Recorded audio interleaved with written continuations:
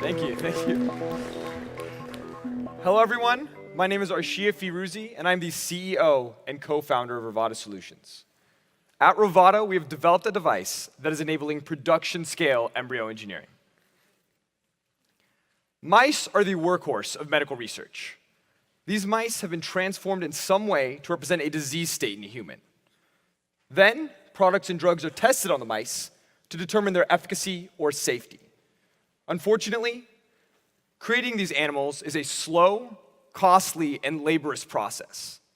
This is due to a step in their production known as microinjection. Microinjection is performed by a technician under a microscope. This technician, or microinjectionist, individually captures embryos and injects them with a reagent like CRISPR to cause a genetic change. A microinjectionist will need to process 400 embryos to create just one line of transgenic mice. It is the rate-limiting step in their production. The market for these model organisms sits at $1.56 billion with a 9% CAGR. I would also like to note that it is a resilient market and continued to see growth through the recent financial crisis. Now at Ravata, we are approaching this embryo engineering problem from a completely different angle.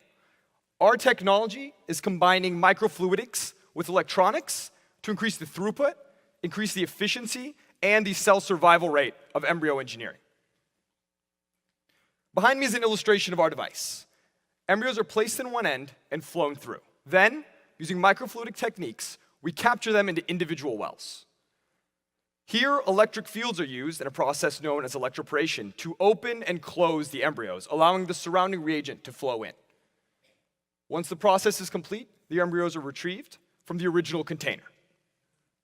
Behind me are 3 pictures showing this process in action on our chip. First, we see an embryo in a trap. Then, it is surrounded by reagent and electroporated, allowing the reagent to flow into it. And finally, the reagent is flushed away and we are left with the transformed embryo. The workflow for interacting with our device is as follows.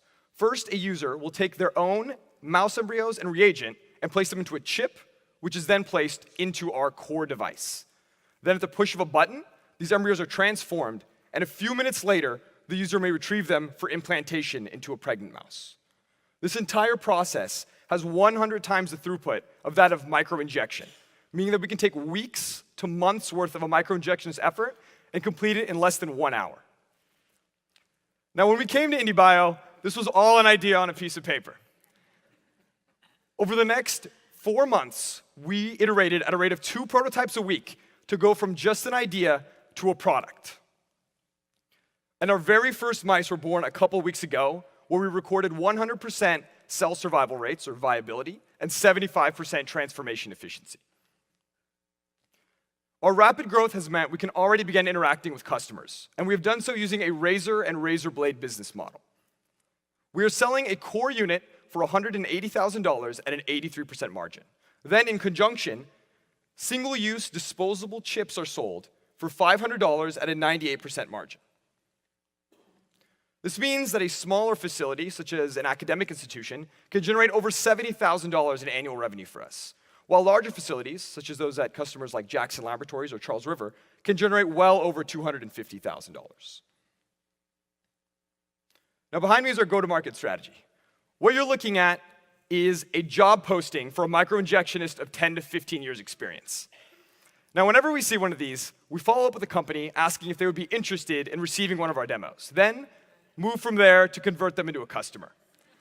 As you can imagine, we've had some great success with this tactic, closing already over $300,000 in pre-sales with our partners at VIB Life Sciences, the Baylor College of Medicine, and Harbor Biomed.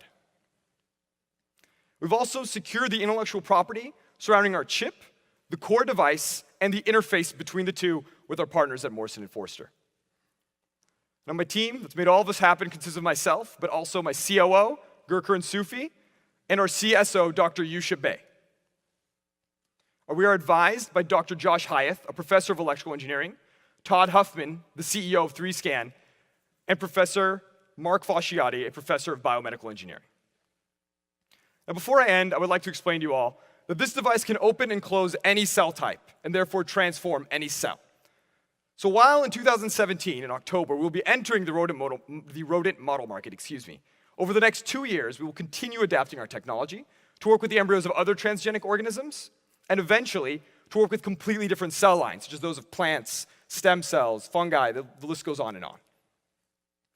The future is transgenics, and the reason I say that is that we are already speaking with our collaborators about applications with organ farms to solve the organ donation crisis, using the gene drive in mosquitoes to fight diseases like malaria and Zika virus, even cybernetic applications.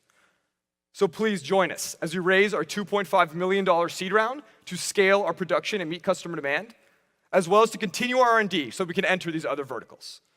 Thank you.